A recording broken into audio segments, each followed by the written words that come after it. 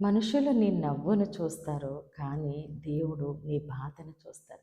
నీ హృదయం ఎలా అలసిపోయింది, ఎలా సొమ్మసిల్లిపోయింది, ఎలాగ విరిగి నలిగిపోయిందో, ఎలా గాయమైపోయిందో, నీ బాధ ఏంటో సమస్తము కూడా దేవుడు చూస్తూ ఉన్నారు. దేవునికి మరుగైంది ఏది లేదు. ఏ మనిషినికి కనబడిన హృదయము దేవునికి మాత్రమే కనబడతా ఉందండి. ఏ స్కానింగ్కి దొరకనిది ఆ హృదయ వేదన దేవునికి మాత్రమే కనబడుతోంది. దేవుడు మన హృదయాన్ని పరీక్షిస్తున్న దేవుడు, పరిశోధిస్తున్న దేవుడండి. కాబట్టి ఆయనకంటూ మరుగైంది ఏదీ లేదు. హృదయ రహస్యాలు ఎరిగిన దేవుడు మన దేవుడు. మనుషులు మన పై రూపం చూస్తారు, మనము నవ్వింది చూస్తారు, మన సంతోషాన్ని చూస్తారు, కానీ మన హృదయంలో ఏ వ్యాధన ఉంది, ఏ బాధ ఉంది అన్నది దేవుడికి మాత్రమే తెలుసండి. ఈరోజు దేవుడు మన కొరకు సిద్ధపరిచిన ఆయన శ్రేష్టమైన వాగ్దానం చూద్దామండి. 44వ కీర్తన 21వ వచనము. హృదయ రహస్యములు ఎరిగిన దేవుడు ఆ సంగతిని పరిశోధింపక మానునా. ఆమేన్.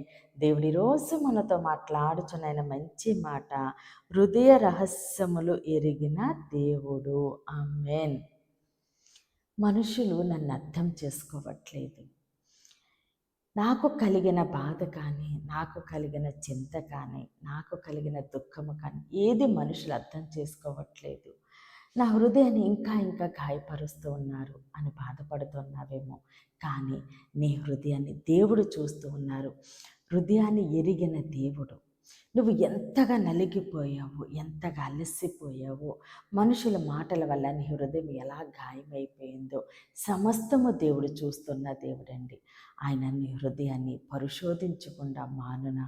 దేవుడు నిన్ను పరీక్షించి నువ్వు ఏ విధంగా దేవుని మీద ఆధారపడ్డావు, ఏ విధంగా దేవుని ఆధారం చేసుకున్నావు, ఏ విధంగా దేవుని ఆశ్రయిస్తున్నావు, ఎంత నమ్మకమును కలిగి ఉన్నావు, ఎంత విశ్వాసంతో ఉన్నావు అని సమస్తము దేవుడు చూస్తూ ఉన్నారు. ఎందుకంటే హృదయ రహస్యములు ఎరిగిన దేవుడు. ఈ హృదయంలో ఉన్న రహస్యము మనుషులకి కనబడదండి. మనం పైకి నవ్వింది మాత్రమే వాళ్ళు చూస్తారు, కానీ ఈ హృదయంలో ఏముంది అన్నది దేవుడికి మాత్రమే తెలుసండి.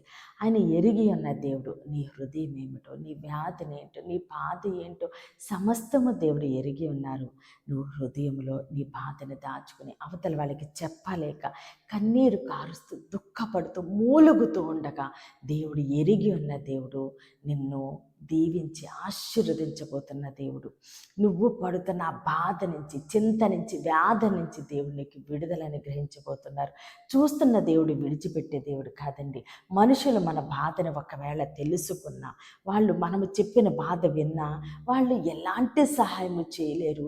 మనకు కలిగిన ఏ బాధ నుంచి, దుఃఖం నుంచి వాళ్ళు మనకి విడుదల ఇవ్వలేరు, మనల్ని దీవించలేరు, ఆశీర్వదించలేరు. కానీ చూస్తున్న దేవుడు ఆ బాధలు విడిచిపెట్టే దేవుడు కాదు, కానీ నిన్ను ఆయన విడిపించే దేవుడు, లేవనెత్తే దేవుడు, దీవించే దేవుడు, ఆశీర్వదించే దేవుడు. కాబట్టి నీ హృదయాన్ని చూస్తున్న దేవుడు నిన్ను దీవించి ఆశీర్వదించి విడుదలిచ్చి నిన్ను పరిశోధించి అనేక మందికి ఆశీర్వాదకరముగా ఉంచుతూ ఉండగా సమస్త ఘనత మహిమ ప్రభావాలు మనము దేవునికే చెల్లిందామండి. కొద్ది మాటలు దేవుడు మన వెనుకల్లో దీవించి ఆశీర్వదించునుగాక. ఆమెన్. ప్రేర్ చేసుకుందామండి. అందరి కన్నలు మూసుకుని ప్రేర్లు ఏకీభవించండి. మహోన్నతుడ మహాగణుడ పరిశుద్ధుడానికి స్తోత్రాలు, వందనాలు దేవ తండ్రి. ఇచ్చిన వాగ్దానం మా జీవితంలో నూరింతలుగా ఫలించునుగాక. దైవజనుల వారి కుటుంబాలు, సంఘాలు, పరిచర్యలు యేసు నామములను దీవించబడునుగాక. యెరూషలేముకి యేసు నామములోనే క్షేమము కలుగునుగాక. దైవజనుల వారి కుటుంబాలు, సంఘాలు, పరిచర్యలు దీవించబడునుగాక. ఈరోజు పుట్టినరోజు, పెళ్లి రోజు జరుపుకుంటున్న ప్రతి ఒక్కరిని దేవుడు బహుగా దీవించి ఆశీర్వదించునుగాక.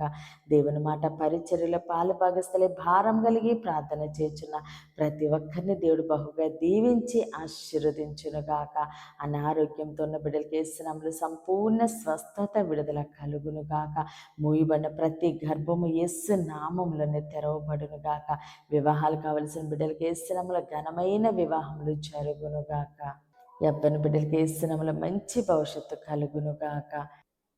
ప్రతి ఒక్కరిని దేవా తండ్రి నీ చేతులకు అప్పగిస్తూ చిన్న ప్రార్థన, నీ పాత సన్ని చేర్చుకోమని యేసుక్రీస్తు అతి పరిశుద్ధ నామమున బ్రతిమాలి వేడుకున్న మా తండ్రి. Amen, amen, amen.